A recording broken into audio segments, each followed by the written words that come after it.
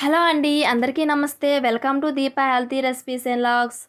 ఈరోజు నేను నెల్లూరులో చాలా ఫేమస్ అయిన చేపల పులుసు ఏ విధంగా తయారు చేయాలో చూపిస్తున్నానండి. మరి అంత ఫేమస్ అయిన చేపల పులుసుని జీవితంలో ఒక్కసారైనా టేస్ట్ చేయాల్సిందే.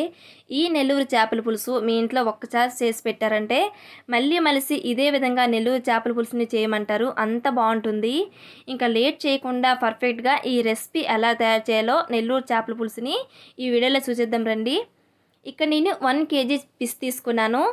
ఈ పిస్ని సాల్ట్ వేసి నీట్గా వాష్ చేసుకున్నానండి. సాల్ట్ వేసి వాష్ చేయడం వల్ల ఇందులో ఉండే నీసు వాసన నెక్స్ట్ జిగురు అనేది బయటకు పోతుంది. ఇప్పుడు పెద్ద నిమ్మకాయ సైజ్ అంతా చింతపండును కూడా తీసుకొని వేడినీరు వేసుకుంటున్నాను. వేడినీరు వేయడం వల్ల చింతపండు అనేది వేగంగా నానిపోతుంది. ఇలా నానబెట్టిన చింతపండు నుంచి గుజ్జును తీసి సపరేట్ చేసుకోవాలండి.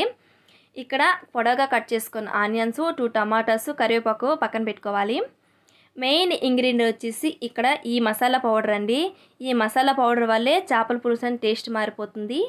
దీనికి కావాల్సిన పదార్థాలు 2 టేబుల్ స్పూన్ల ధనియాలు, 1 టేబుల్ స్పూన్ మెంతులు, 1 టేబుల్ స్పూన్ ఆవాలు, 1 టేబుల్ స్పూన్ జీలకర్ర వేసుకొని లో ఫ్లేమ్లోనే ఫ్రై చేసుకోవాలి.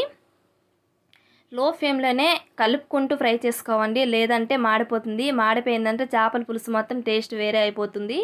లో ఫ్లేమ్లోనే అంతా ఫ్రై చేసుకుంటూ గ్యాస్ ఆఫ్ చేసుకొని ఇవన్నీ చల్లగా అవ్వాలి. ఈ మసాలా అన్నీ చల్లగా అయిన తర్వాత వేరే మిక్సీ జార్లోనికి ఫ్రై చేసుకున్న మసాలాన్ని ట్రాన్స్ఫర్ చేసుకోవాలండి.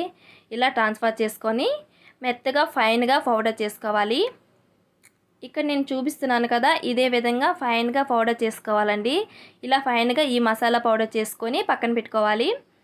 ఇప్పుడు చేపల గురించి ఒక వెడల్పాటి బాండి తీసుకోవాలి. అప్పుడు చేపలు వండేటప్పుడు విరగకుండా బాగుంటాయి అన్నమాట.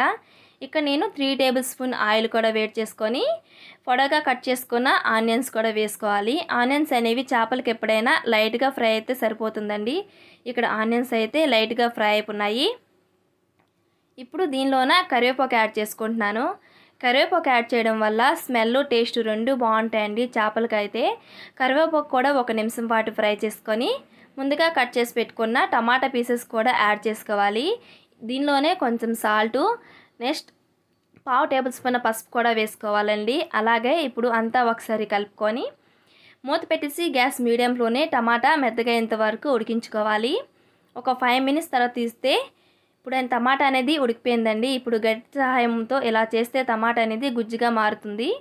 మనం ముందుగా తీసిన పక్కన పెట్టుకున్న చింతపండు గుజ్జును కూడా దీనిలో వేసుకోవాలి. చేపలకి ఎప్పుడైనా కారం ఎక్కువగా ఉంటే టేస్ట్ అనేది బాగుంటుందండి. నేను 3 టేబుల్ స్పూన్ అనేది కారం పౌడర్ అనేది యాడ్ చేసుకుంటున్నాను. చేపలకి ఎప్పుడైనా సరే ఉప్పు, కారము, పులుపు అనేది పర్ఫెక్ట్గా ఉంటే టేస్ట్ అనేది చాలా బాగుంటుంది. అలాగే ఇక్కడ టేస్ట్ మాత్రము సాల్ట్ కూడా చూసుకొని వేసుకోవాలండి. కారము చింతపండు గుజ్జులో కలిసేలాగా అంతా ఒకసారి మిక్స్ చేసుకొని మూత పెట్టేసి మీడియం ఫ్లేమ్లోనే 10 మినిట్స్ బాయిల్ చేసుకోవాలి. ఇలా 10 మినిట్స్ కుక్ చేసుకున్న తర్వాత చింతపండు గుజ్జు అనేది దగ్గర పడుతుంది. చూసారా, చింతపండు గుజ్జు దగ్గర పడింది. ఇప్పుడు ముందుగా నీట్గా వాష్ చేసి పక్కన పెట్టుకున్న చేపల్ని 1 by 1 యాడ్ చేసుకోవాలి. అన్ని చేపల్ని ఇలాగే జాగ్రత్తగా యాడ్ చేసుకొని ఇలా ఒక క్లాత్ సహాయంతో చుట్టూ తిప్పుకోవాలి. గరిట అనేది చేపల్లో ఎప్పుడు పెట్టకూడదండి. మళ్ళీ మూత పెట్టేసి 20 మినిట్స్ కుక్ చేసుకోవాలి. 20 మినిట్స్ తర్వాత ఆయిల్ అయితే పైకి తేలుతుంది. దీనిలో ఇంకా మరో కొత్త ఇంగ్రీడియంట్ ఏంటంటే మామిడికాయ వేస్తారండి, కానీ అన్ని సీజన్లో అవైలబుల్ ఉండవు. కాబట్టి ఇక్కడ నేను డ్రై మ్యాంగో యూజ్ చేస్తున్నాను.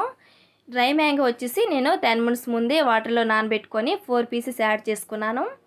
మనం ముందుగా రోస్టెడ్ పౌడర్ చేసాం కదా, ఆ powder masala powder 1 table spoon add చేసుకోవాలి. 1 టేబుల్ స్పూన్ వేసుకుంటే సరిపోతుందండి. నెక్స్ట్ ఈ చేపల్లో అల్లం వెల్లుల్లి పేస్ట్ అనేది మనం వేయలేదు. ఈ నెల్లూరు చేపల పులుసులో అల్లం వెల్లుల్లి పేస్ట్ వేయరు, దానికి బదులుగా ఇంగువ యాడ్ చేసుకుంటారు. ఇక్కడ నేను 1/2 టేబుల్ స్పూన్ ఇంగువ కూడా వేసుకొని అంతా ఒకసారి ఇలా క్లాత్ సహాయంతో చేపల్ని ఇలా చుట్టూ తిప్పుకోవాలి.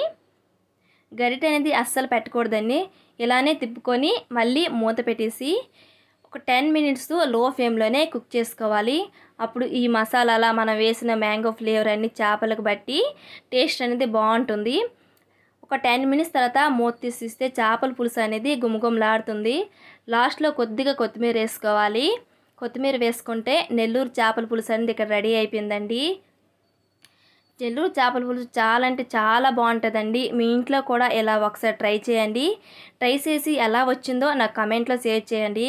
అలాగే ఈ వీడియోని ఇస్తే లైక్ చేయండి. సబ్స్క్రైబ్ చేసుకొని పక్కనే ఉన్న బెల్ ఐకాన్ టచ్ చేసి ఆల్ అని క్లిక్ చేస్తే నేను చేసే ప్రతి వీడియో నోటిఫికేషన్ మీకు వస్తుందండి. Thank you so much for watching. Take care. Bye bye friends.